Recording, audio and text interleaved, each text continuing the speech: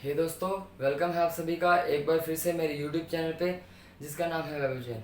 तो आज finally video डाल रहा हूँ। बहुत टाइम से वीडियो नहीं डाली थी, बस बीच में एक भजन की वीडियो डाली थी। तो मैंने सोचा कि अब टाइम मिला तो मैं स्टडी की नहीं बनाता, स्टडी से कुछ अलग बनाता हूँ जो कि आपको ज़्यादा बेनिफिशियल रहे। तो टाइटल्स पढ़ के आपको पता चल ही गया होगा कि how to do study. Study करनी है, इतना चैप्टर करना है, इतने ग्रामर का पोर्शन करना है, इतनी पोएम करनी है, वो तो आपको पता है, लेकिन कैसे करनी है मैं अपने एक्सपीरियंस से बताऊंगा कि मैंने कैसे करी थी और आपको कैसे करनी चाहिए, ताकि आप लंबे समय मतलब कि एक साल के जैसे होता है कि चैप्टर से एक साल तक ही चलते हैं। जैसे 9th का सिलेबस है, 10th का सिलेबस है, +1 का +2 का है, वो एक ही साल चलता है। तो वो एक साल आप कैसे याद रखो, मतलब कि आप पूरे साल ना भूलो, वो कैसे करें। और मतलब कि कैसे एंड के टाइम पर, मतलब कि लास्ट के 1-2 महीने कैसे स्टडी करें कि अच्छे से तैयारी हो जाए, तो आज वो बताऊंगा।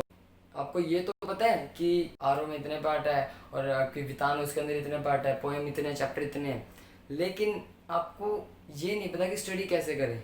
मेन तरीका ही होता है, पढ़ने में तो पूरा साल पढ़ ले तो ही नंबर ना आए, लाने में तो 2 महीने में ला सकते हैं, लाने में तो साल पढ़ ले तो नहीं आ पाएंगे। तो वो क्या चीज़ होती है, पढ़ने का तरीका। मैंने जैसे +10th और +2 में, जैसे बोर्ड का टाइम था, बल्कि 9th और +1 में भी मैंने यूट्यूब से ही स्टडी करी थी।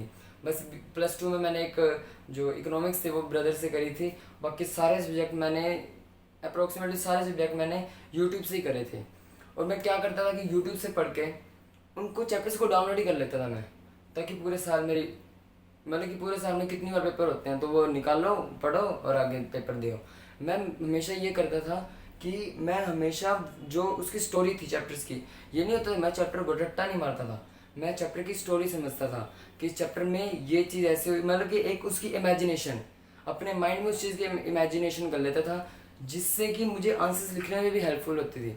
और जैसे डिफ़िकल्ट वर्ड्स होते हैं, इमेजिनेशन होती है ना, तो उसके डिफ़िकल्ट वर्ड्स है ना, उनके मीनिंग अपने आप आ जाते हैं, अपने माइंड उसके डिफ़िकल्ट वर्ड्स होते हैं ना, उनके मीनिंग अपने आप बता देते हैं। तो ये चीज़ बहुत सही रहती है कि अगर आप यूट्यूब से पढ़ते हैं तो ये है कि स्टोरी समझिए। ये नहीं है कि आपको रट्टा मारना है, चैप्टर को लाइन टू लाइन याद करना है, ये बिल्कुल नहीं। आपको स्टोरी समझनी है। और मैं तो, इतनी गंदी आदत थी मेरी कि मैं तो एक्स्ट्रा क्वेश्चन भी नहीं पढ़ता था। मेरा ब्रदर, हालांकि मेरा ब्रदर है ना, वो चैप्टर्स पढ़ लेता था, उसके बाद उनके क्वेश्चन आंसर भी पढ़ता रहता है, लेकिन मैं वो भी नहीं पढ़े। मैं तो बस स्टोरी समझ लेता था, बस इस पे इतना कॉन्फिडेंस था मुझे कि स्टोरी समझ ली तो बस मैं आंसर लिख दूंगा। और हुआ भी ये, क्योंकि मेरे बोर्ड में आए भी अच्छे परसेंटेज, 92.4% आई, जो कि बहुत ही अच्छे है, जिसकी मैं एक्सपेक्टेशन बिल्कुल भी नहीं थी। अब आपको क्या करना है कि यूट्यूब से पढ़ो, लेकिन उसकी स्टोरी समझो, रट्टा नहीं लगाना, स्टोरी समझनी है। अब आते हैं सेकंड पॉइंट पर। अब सेकंड पॉइंट में क्या है कि आपको कि कैसे तैयारी करनी है, उसका एक और तरीका ये है कि जैसे आपको एग्ज़ाम्स हैं, तो आपके मान लो कि 70 दिन पड़े हैं, 70 डेज पड़े हैं आपके एग्ज़ाम्स आने में, मतलब फर्स्ट जो एग्ज़ाम है उससे पहले 70 डेज पड़े हैं। तो आपको पहले तो टाइम टेबल बनाना है कि मतलब कि आपके इतने चैप्टर्स हैं, ठीक है, इतनी पोएम है, इतना ग्रामर का पोर्शन है, और आपको हर सब्जेक्ट है, जैसे line to line time table बना लिया। जैसे पहले हिंदी का बना लिया, फिर अगर आपके पास इंग्लिश है, इंग्लिश का बना लिया, इंग्लिश तो मेन है।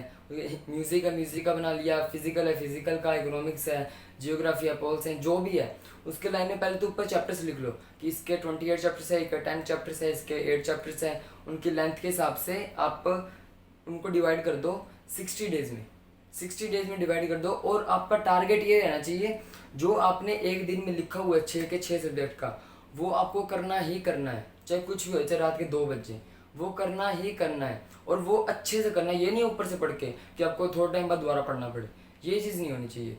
आपको जो टाइम टेबल बनाया है, आपको उसको अच्छे से उसको फॉलो करना है। अगर आपका एक छूट भी जाता है, मान लो कभी ज़्यादा इमरजेंसी होती है, छूट भी जाता है, तो अगले दिन पहले वाला काम भी करना है, जो छूटा है वो काम भी करना है, और उस दिन का भी काम करना है। ये नहीं होना चाहिए यार कल वाला छूट गया था तो अब मैं इसको भी छोड़ देता हूँ, क्योंकि बैलेंस रहना चाहिए। ऐसे बैलेंस भी नहीं करना, फिर वो जो उतना पार्ट है ना वो रह ही जाएगा, वो फिर सब में से निकाल निकाल के एंड में इतना बच जाएगा, फिर नंबर वहीं कटेंगे। ये सबसे ऐसे सच्ची में होता है कि जो आप ना करके जाओ तो वो तो आएगा ही आएगा, जो आपने क्वेश्चन नहीं किया वो तो पक्का ही पक्का आएगा, जो चैप्टर नहीं किया पक्का ही पक्का आएगा। और मेरे साथ ही बहुत बार हुआ है। तो आपको ये है कि आपको टाइम टेबल बना के उसको फॉलो करना है। डे का टाइम टेबल नहीं बनाना आपको, 60 डेज का, और उसको टाइम टेबल को उसको उसके हिसाब से बांट लेना है। जैसे आपके हिंदी में जैसे मान लो, जी मेरे ख्याल से है 10 चैप्टर्स है आर के, और 10 पोएम्स हैं, और 4 वितान के चैप्टर हैं। तो अब आपको क्या करना है कि जो 10 है ना, 10 चैप्टर चैप्टर्स हैं, मान लो अब 60 डेज मैंने आपको बताया जैसे, और जो वितान के 4 है वो बड़े बड़े चैप्टर हैं, तो उसको मान लो आप, उसको भी आप एक बार 10 ही काउंट कर लो, 4 को भी 10 को, कि बहुत बहुत बड़े 30-20 पेज के चैप्टर्स हैं, तो अब मतलब टोटल 30 हो गए। अब आपको सामने ग्रामर पोर्शन भी है। अब ग्रामर पोर्शन को आप कैसे डिवाइड करोगे, उन जैसे अब पहले हिंदी का देखते हैं, जो चैप्टर्स का देखते हैं, चैप्टर्स के 30 हो गए, तो 60 डेज है, तो रोज़ 2 दिन में एक चैप्टर करने हैं। और जो ग्रामर पोर्शन है उसको आप एक दिन लेटर, रोज़ लेटर लिख के देखो, रोज़ ऐसे लिख के देखो। अब जैसे मास मीडिया वाले क्वेश्चन आते हैं, तो वो एक दिन आपको, जैसे मेरे हमें 50 लिखवा करवाए थे, तो जैसे एक दिन में आपको 10 करने हैं, फिर अगले दिन 10 करने हैं, ऐसे ऐसे करके वो डिवाइड करो। ऐसे ही म्यूजिक का डिवाइड कर लो, ऐसे इंग्लिश का, ऐसे ही सारे से पोल साइंस, जियोग्राफी, हिस्ट्री, जो भी सब्जेक्ट है सबको ऐसे डिवाइड करो। और एक दिन में मान लो हिंदी का 2 दिन में एक चैप्टर है, तो आप देख लोगे, अगर जो अब 2 दिन में एक चैप्टर है ना, तो आप क्या करो कि जो 2 दिन में एक चैप्टर है ना, उसको पहले करो, उसको पहले कर लोगे ना, तो आगे जाके आपके पास टाइम बच जाएगा, अगले दिन में टाइम बच जाएगा। अगर आपको पहले दिन का कुछ कंप्लीट भी नहीं हुआ ना, तो अगले दिन में आप कंप्लीट कर पाओगे, वो टाइम मिल जाएगा। ये सबसे इम्पोर्टेंट चीज़ है, टाइम टेबल बनाना। टाइम टेबल बनाते नहीं है बच्चे, लेकिन बहुत ही हेल्पफुल रहता है। और आपको वैसे भी डे का भी टाइम टेबल बनाना चाहिए, कितने घंटे पढ़ना है और इतने घंटे खेलना है, इतने घंटे आपको ये काम करना है, जो भी करना है आपको, जो भी आपकी रूटीन है, जो भी आपको लगता है ये काम रोज़ होता है, टाइम टेबल में लिख के टाइम टेबल सेट कर लो। अब आते हैं लास्ट पॉइंट पे कि आपको एग्जाम से 10-15 दिन पहले कैसे करनी चाहिए। मैंने आपको बताया था ना, अगर 70 डेज पढ़े तो आपको 60 गिनो। अब बाकी 10 दिन में क्या करें, 10 दिन में लो सैम्पल पेपर, सैम्पल पेपर करो। अब सैम्पल पेपर कुछ बच्चे क्या करते हैं, पूरे सैम्पल पेपर करने लग जाते हैं, वो बोर हो जाते हैं। अब जैसे मैंने हिंदी के इतने सैम्पल पेपर नहीं किए जितने मैंने करे थे इंग्लिश के सैम्पल पेपर मैंने बहुत करे थे।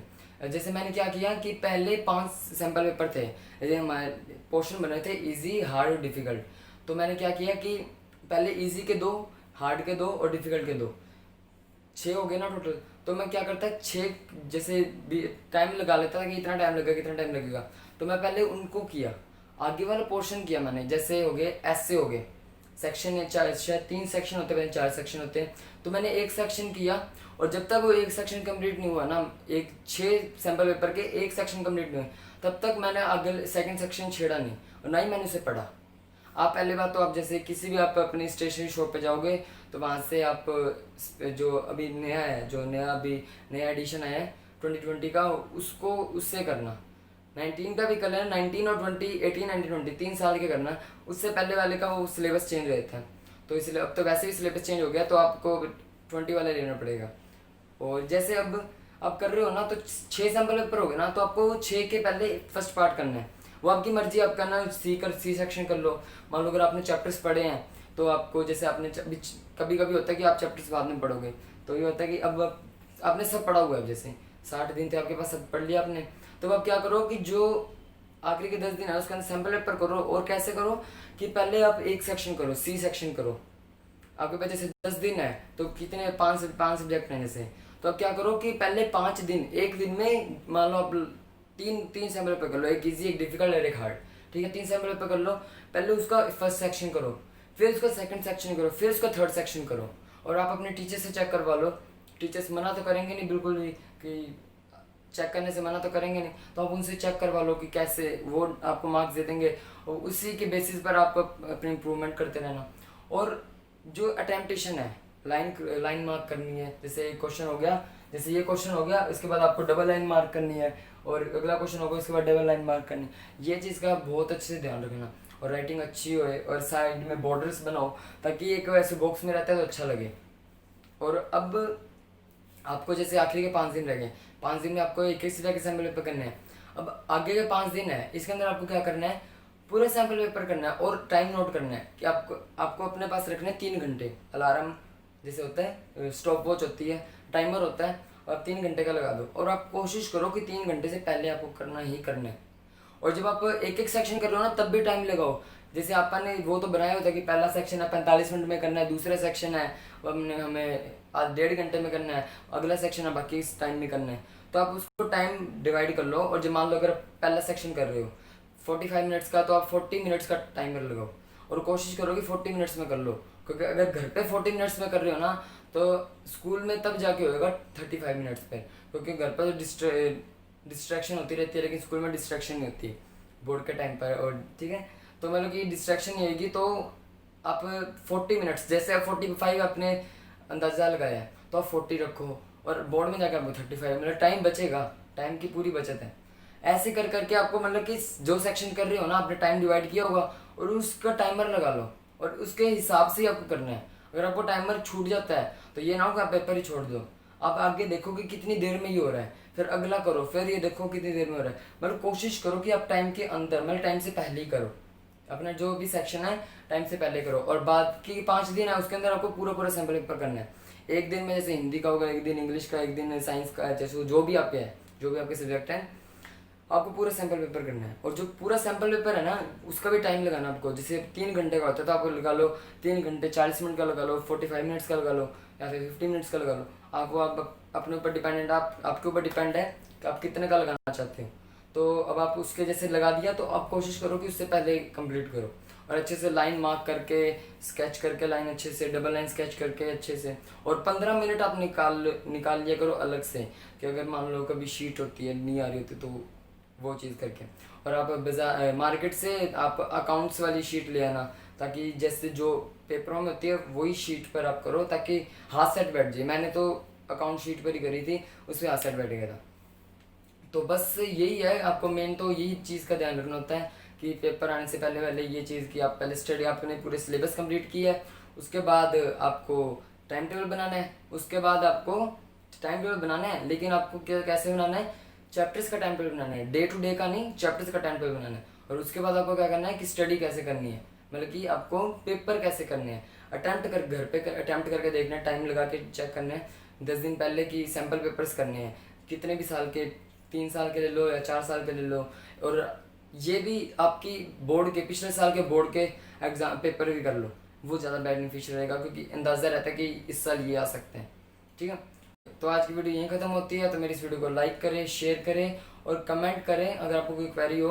और अगर आपको वीडियो अच्छी लगी तो भी कमेंट करें, और कोई गलती हो तो भी कमेंट करें, मुझे बताएं कि मेरे में क्या गलती है, तो मैं आपको अगली वीडियो में उस गलती होने का मौका नहीं दूंगा, वो गलती नहीं होगी मेरे से। और मेरे इस चैनल को, वेबजन को सब्सक्राइब करें। 350 हो गए मेरे ख्याल से, अप्रॉक्सीमेटली 350 सब्सक्राइबर हो गए। कोशिश करें कि वीडियो डालने के बाद 400 सब्सक्राइबर हो जाएं। तब तक के लिए stay home, stay safe, thank you and have a nice day. Thank you.